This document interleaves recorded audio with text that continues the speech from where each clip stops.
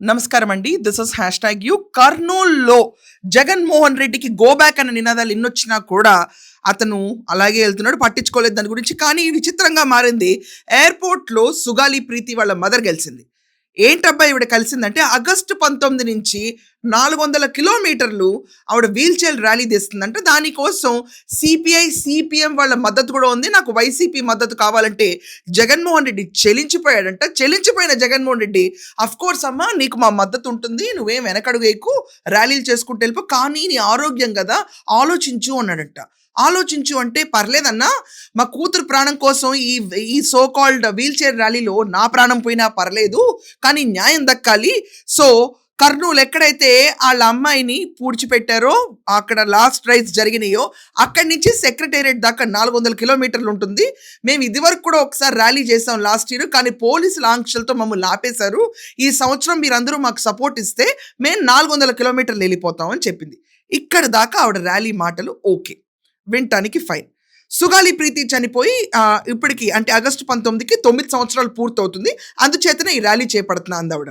Okay, దీంట్లో విచిత్రంగా ఇంకో లైన్ తీసుకొచ్చింది ఆవిడ. ఏంటంటే, జగన్ అన్న టైంలోనే అంతో కొంత న్యాయం జరిగిందంట సుగాలి ప్రీతి కేసులో. జగన్మోహన్ రెడ్డి గారి ప్రభుత్వంలో మాకు కేసుకైనా మాకైనా అంతో ఇంత న్యాయం జరిగింది అని చెప్పాలి.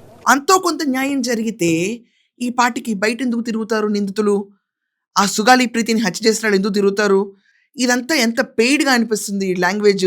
జగన్మోహన్ రెడ్డి టెన్యూర్లో న్యాయం జరగలేదని పవన్ కళ్యాణ్ దగ్గరికి వచ్చింది ఈవిడ.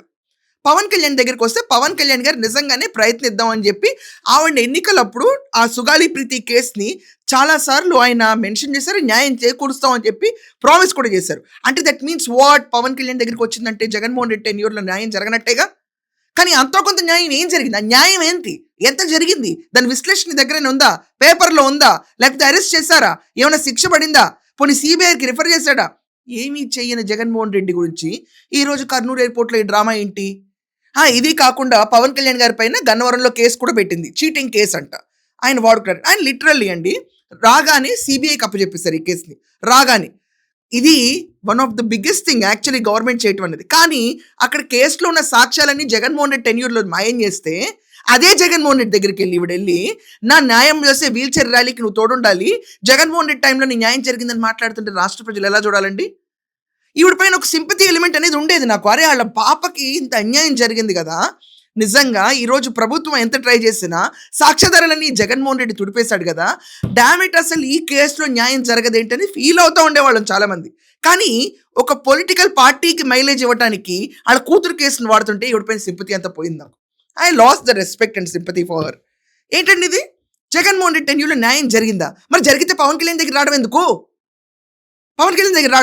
మరి పవన్ కళ్యాణ్ దగ్గరికి వచ్చిన సిబిఐకి వెళ్ళిన తర్వాత జగన్మోహన్ రెడ్డి టెన్యూర్లోనే మొత్తం ఎవిడెన్సెస్ మొత్తం తుడిపేశాడు, నాశనం చేశాడని తెలిసిన తర్వాత కేసు సిబిఐ దాకా వెళ్ళినా కూడా నువ్వు వెళ్ళిపోయి మళ్ళీ జగన్మోహన్ రెడ్డి గొప్ప, జగన్మోహన్ రెడ్డి అండగావాలి నాకు నడటంలో ఏంటిదంతా? అతన్ని నిలదేయలేవు, అతన్ని ఏం క్వశ్చన్ చేయలేవు. ఎందుకని? నీ వెనక మళ్ళీ ఎవరు నిన్ను నడిపిస్తున్నారు?